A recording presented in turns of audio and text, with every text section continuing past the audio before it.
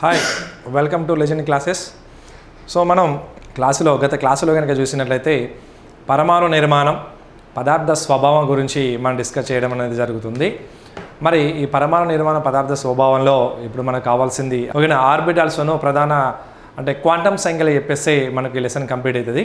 So ఇక్కడ మనకు వచ్చేసి ఏంటంటే ఆర్బిటాల్స్. సో ఆర్బిటాల్స్ అంటే మరి ఆర్బిటాల్స్ ఎక్కడ ఉంటాయి, మరి వీటిని మనం ఆర్బిటాల్స్ అని పిలుస్తాం.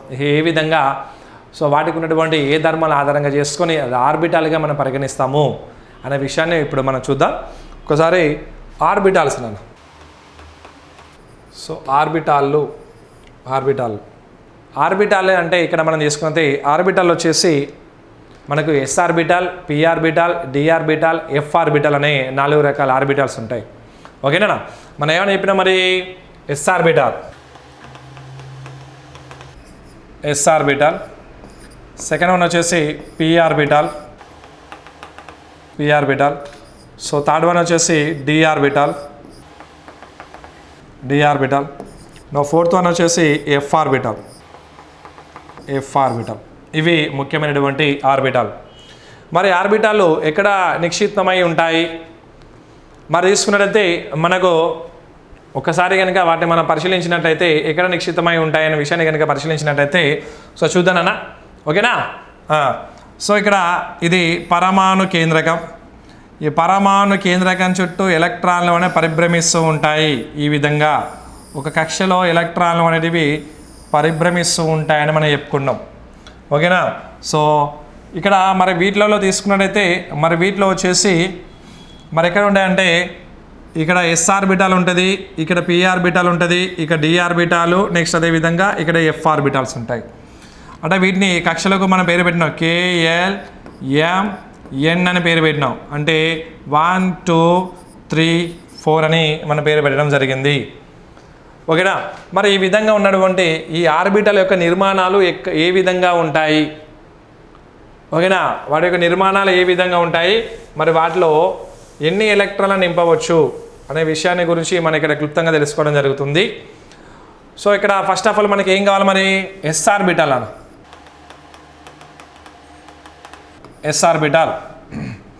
మరి ఎస్ ఆర్బిటాల్ కనుక తీసుకుంటే మరి ఎస్ ఆర్బిటాల్ ఏ ఆకారంలో ఉంటాయి నాన్న? ఇక్కడ మనం తీసుకున్నట్టే ఎస్ ఆర్బిటాల్ యొక్క ఆకారం అనేది గోళాకారం నాన్న, లేదా వృత్తాకారం. ఇగో ఈ రకంగా ఉంటుంది ఎస్ ఆర్బిటాల్.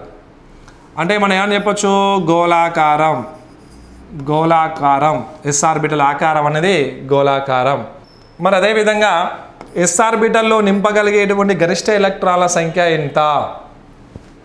మరి ఎస్ ఆర్బిటాల్లో గరిష్టంగా నింపగలిగేటువంటి ఎలక్ట్రాన్ల సంఖ్య 2 నాన్న. గరిష్టంగా నింపే ఎలక్ట్రాన్ల సంఖ్య, గరిష్టంగా నింపేటువంటి ఎలక్ట్రాన్ల సంఖ్య 2. గరిష్టంగా నింపేటువంటి ఎలక్ట్రాన్ల సంఖ్య 2. ఎస్ ఆర్బిటాల్లో 2 ఎలక్ట్రాన్లు మాత్రమే ఫిల్ చేయొచ్చు. సో ఏ విధంగా అనేది మనకు మూలకాల వర్గీకరణ ఆవర్తన పట్టిక వచ్చినప్పుడు సో అక్కడ మైలర్ డయాగ్రామ్ అనేది వస్తుంది. ఆ మైలర్ డయాగ్రామ్లో వీటి గురించి ఇంకా మరికొంత క్లుప్తంగా తెలుసుకోవడం జరుగుతుంది. ఓకే, దాంట్లో ఎందుకు 2 ఆర్బిటాల్ నింపలేం కథనే అక్కడ వచ్చేస్తాయి నాన్న. మరి అదేవిధంగా ఇక్కడ మనం తీసుకుంటే మరి ఎస్ ఆర్బిటాల్కి ఉపశక్తి స్థాయిలు ఉంటాయనా? రా చెప్పు, ఉంటాయా? ఉండవు. ఓకేనా? కాబట్టి దీనికి ఎలాంటి ఉపశక్తి స్థాయిలు ఉండవు. ఓకేనా?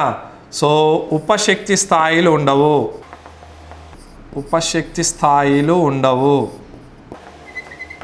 సో దీనికి ఎలాంటి ఉపశక్తి స్థాయిలు ఉండవు నాన్న. సో దీనికి ఎలాంటి ఉపశక్తి స్థాయిలు ఉండవు. ఓకేనా? మరి అదేవిధంగా దీని యొక్క అజ్ముతాల క్వాంటమ్ సంఖ్య విలువ ఇగో ఇంపార్టెంట్.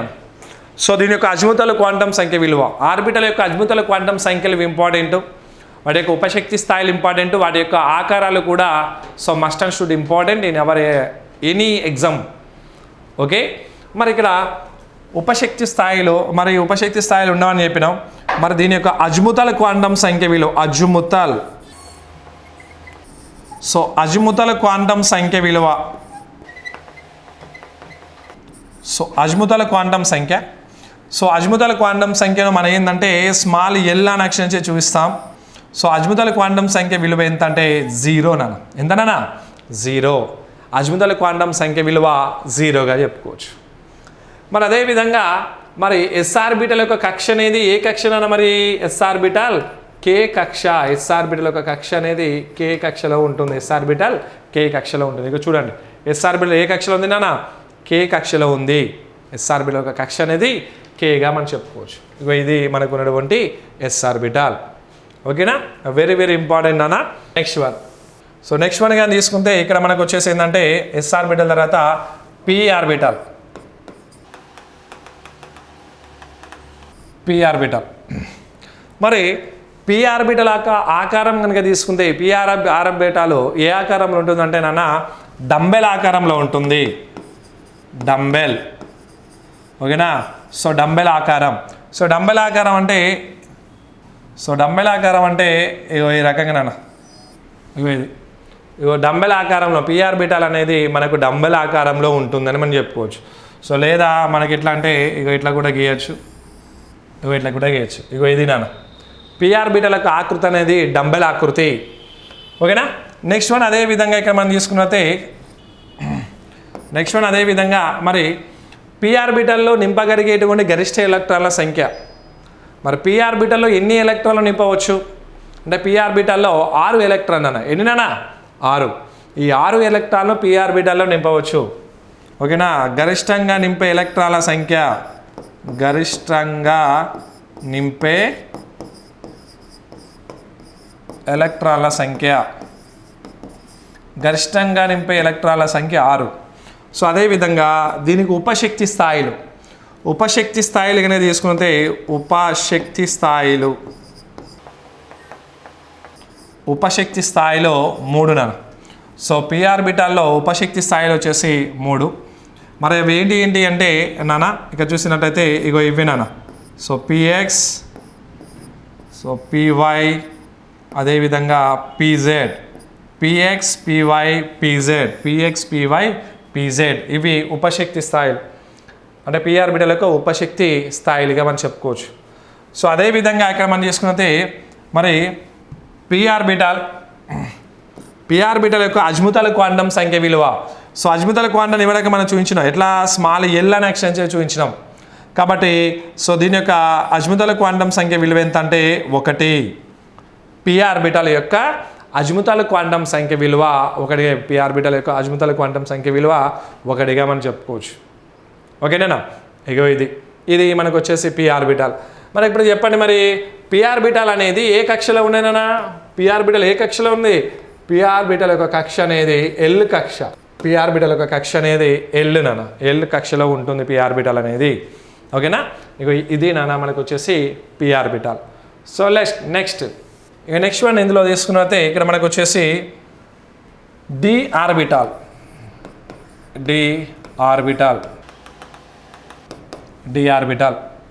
మరి ఇక్కడ వచ్చేసి డి ఆర్బిటల్ యొక్క ఆకారం అనే ఏ ఆకారం అంటే ద్విముగ్ధర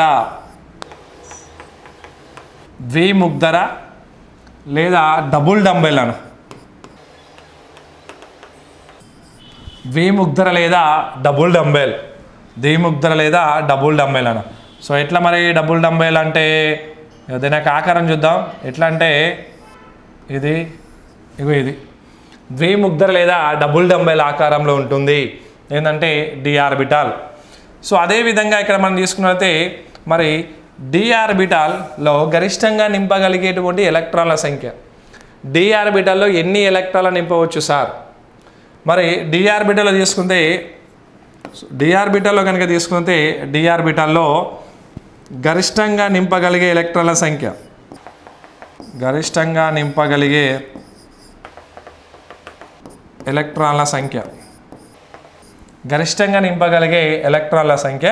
మరి గరిష్టంగా నింపగలిగేటువంటి ఎలక్ట్రాన్ల సంఖ్య ఎంత అంటే ఇప్పుడు మనకు వచ్చేసి 10 నాన్న.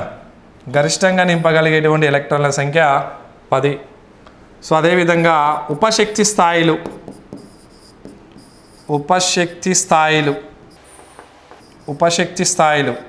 మరి ఉపశక్తి స్థాయిలు ఏమైనా తీసుకుంటే 5 ఉపశక్తి స్థాయిలు ఉన్నాయి. 5 ఉపశక్తి స్థాయిలు ఉన్నాయి నాన్న. అవేంటి చూడండి. సో అవి వచ్చేసి DXY, DYZ, dZx dx square y square dz square. ఇగో ఇది d ఆర్బిటల్ యొక్క ఉపశక్తి స్థాయిలు. dxy dyz dzx dx square y square అదేవిధంగా dz స్క్వేర్. ఓకేనా, ఇది d ఆర్బిటల్ నింపగలిగేటువంటి ఎలక్ట్రాన్లు. ఓకేనా, అంటే వీటి యొక్క ఉపశక్తి స్థాయిలో గరిష్టంగా నింపేటువంటి ఎలక్ట్రాన్ల సంఖ్య. అదేవిధంగా ఇది ద్విముగ్ధర ఆకారంలో ఉంటుంది. ఓకేనా, ఇది ద్విముగ్ధర ఆకారంలో ఉంటుందని చెప్పుకుంటాం. అదేవిధంగా తీసుకుంటే దీని యొక్క కక్షణ, సో దీని యొక్క కక్ష అనేది ఏ కక్ష అంటే ఇక్కడ మనకు వచ్చేసి ఎమ్ కక్ష. దీని యొక్క కక్ష అనేది ఎమ్ కక్ష. సో డి ఆర్బిటల్ యొక్క కక్ష అనేది ఎమ్ కక్షలో ఉంటుందని మనం చెప్పుకోవచ్చు. ఓకేనా, ఇది నాన్న మనకు ఉన్నటువంటి ఆర్బిటాల్స్. ఓకేనా, మరి దీంట్లోనే ఇక్కడ మనకు వచ్చేసి ఏంటంటే సో అతిపాతం గురించి వస్తుంది నాన్న, అతిపాతం గురించి వస్తుంది దీంట్లోనే, ఆర్బిటాల్లోనే అతిపాతం గురించి వస్తుంది. సో అదేంటిదో మనం చూద్దాం, అతిపాతం అంటే ఏమిటి. సో ఇక్కడ ఇంకోటి మిస్ అయింది, ఇది ఇంపార్టెంట్ ఎగ్జామ్లో. ఇదేంటంటే దీని యొక్క అజ్ముతాల క్వాంటం సంఖ్య విలువ స్మాల్ ఎల్. అజ్ముతాల క్వాంటం సంఖ్య విలువ ఏంటంటే 2 నాన్న. అజ్ముతాల క్వాంటం సంఖ్య విలువ 2. సో మనం ముందే చెప్పుకున్నాం, ఇక్కడ ఏంటంటే ఎస్ ఆర్బిటల్ అజ్ముతాల క్వాంటం సంఖ్య విలువ 0. సో అదేవిధంగా పి ఆర్బిటల్ వచ్చేసి 1. అదేవిధంగా డి ఆర్బిటల్ యొక్క అజ్ముతాల క్వాంటం సంఖ్య విలువ 2 నాన్న. ఓకేనా, స్మాల్ ఎల్ అంటే సో అజ్ముతాల క్వాంటం సంఖ్యను స్మాల్ ఎల్ అని అక్షరం చేసి సూచిస్తారు. ఓకేనా, ఇగో ఇది నాన్న వాటి యొక్క నెంబర్స్. ఇవి ఇంపార్టెంట్, ఇవే ఒకసారి ఎగ్జామ్లో అడిగింది. ఓకేనా, ఇగో ఇది. నెక్స్ట్ వన్ కానీ తీసుకుంటే మరి దీంట్లో వచ్చేసి మనకు అతిపాతం. ఓకేనా, అతిపాతం. మరి అతిపాతం అంటే ఏమిటి? సో డయాగ్రామ్ అంటే నాన్న, సో డయాగ్రామ్ అంటే డెఫినేషన్ చెప్పేద్దాం. ఇక్కడ మనకి ఏం కావాలంటే ఆర్బిటాల్ యొక్క డయాగ్రామ్స్ కావాలి. ఇదొక ఆర్బిటాల్, ఇదొకటి,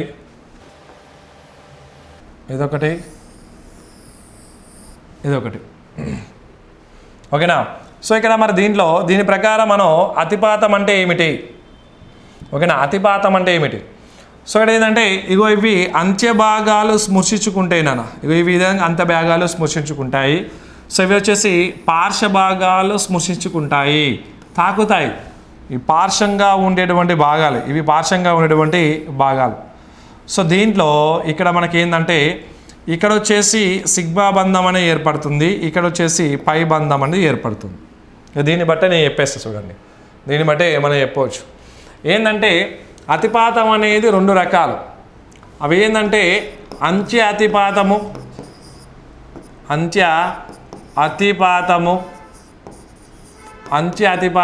సెకండ్ వన్ వచ్చేసి పార్శ్వ అతిపాతము.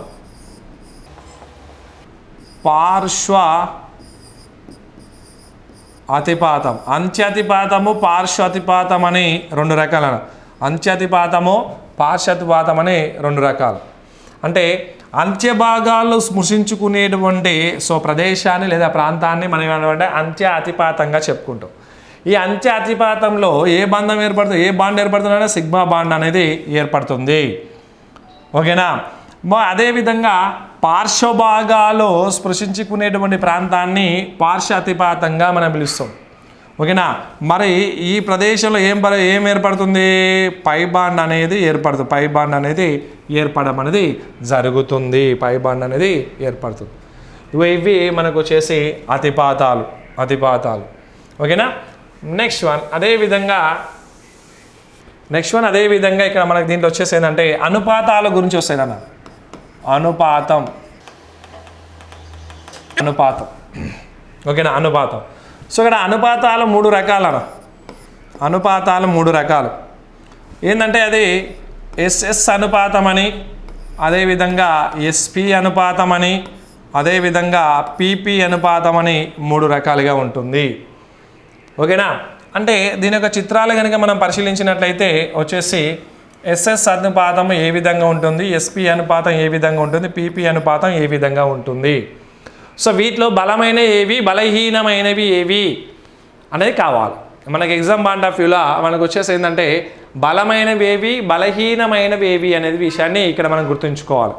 సో ఇక్కడ మనం తీసుకుంటే మరి ఎస్ఎస్ అనుపాతం, ఎస్ఎస్ అనుపాతంలో ఎస్ఆర్బిలో ఏ ఆకారంలో ఉంటాయన్నా గోళాకారంలో ఉంటుంది, మరొక ఎస్ఆర్బిలో ఏ ఆకారం ఉంటుంది గోళాకారం. ఈ రెండు కలిసిపోవడం వల్ల ఇలాంటి బంధం అనేది ఏర్పడుతుంది.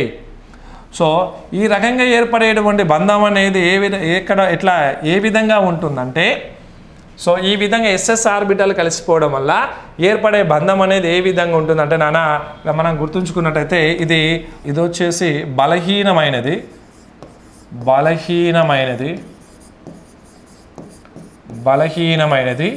ఇక్కడ వచ్చేసి పాక్షికంగా బలమైనది.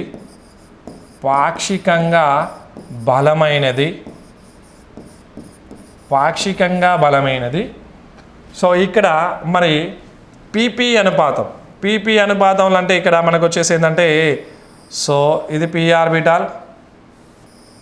ఆర్బిటాలకు ఆకృతి, నెక్స్ట్ అదేవిధంగా ఇది పీ ఆర్బిటాలకు ఆకృతి. ఓకేనా. మరి ఈ విధంగా ఉన్నప్పుడు ఇవి చాలా బలమైనటువంటి బంధాలు, బలమైన బంధంగా మనం చెప్పుకుంటాం, చెప్పుకోవచ్చు. అంటే చూడండి, ఇది బలహీనమైనది, ఇది పాక్షికంగా బలమైనది, ఇది బలమైనటువంటి బంధంగా మనం చెప్పుకోవచ్చు. అంటే ఎస్ఎస్ ఆర్బిటాలు, ఎస్పీ ఆర్బిటాలు, పీపీ ఆర్బిటాలు ఇవే అనుపాతాలు. అంటే ఒక ఎస్ ఆర్బిటాలు మరొక ఎస్ ఆర్బిటాలతో కలిసిపోతుంది. కలిసిపోవడం వల్ల ఏర్పడేటువంటి అనుపాతాన్ని ఎస్ఎస్ అనుపాతంగా మనం చెప్పుకోవచ్చు. అదేవిధంగా ఒక ఎస్ ఆర్బిటల్ ఒక పీ ఆర్బిటాల్తో కలిసిపోవడం వల్ల ఏర్పడేటువంటి అనుపాతాన్ని ఎస్పీ అనుపాతంగా మనం చెప్పుకోవచ్చు. అదేవిధంగా ఒక పీ ఆర్బిటల్ మరొక పీ ఆర్బిటాల్తో కలిసిపోవడం వల్ల ఏర్పడే అనుపాతాన్ని మనం పీపీ అనుపాతంగా చెప్పుకోవచ్చు. ఎగ్జామ్లో ఏంటంటే వాడు అడిగేటువంటి, సో ఏ ఆర్బిటాల మధ్య బంధం అనేది బలంగా ఉంటుందంటే పీపీ ఆర్బిటాల మధ్య ఉండేటువంటి బంధం అనేది బలమైనటువంటి బంధంగా మనం చెప్పుకోవచ్చు. ఓకేనా. ఇది మనకు ఉన్నటువంటి అనుపాతాలు, ఇది మనకి ఏంటంటే ఇక్కడ మనకు ఆర్బిటాల్లో ఉన్నటువంటి S orbital, P orbital, D orbital, ఈ ఎఫ్ ఆర్బిటాల గురించి పెద్దగా ఏం అవసరం లేదు మనకు. ఓకేనా. మరి ఆర్బిటాల్లో ఉన్నటువంటి అంశాలు, సో వాటిలో ఉన్నటువంటి వాటిలో నింపే గరిష్ట ఎలక్ట్రాన్లు, నెక్స్ట్ అదేవిధంగా తీసుకుంటే మరి దాంతోపాటు వాటిలో ఉన్నటువంటి అజ్మితల క్వాంటం సంఖ్య విలువలు, ఇవి మనకు దీంట్లో ఉన్నటువంటి very important exam part of view. ఓకేనా. ఓకే.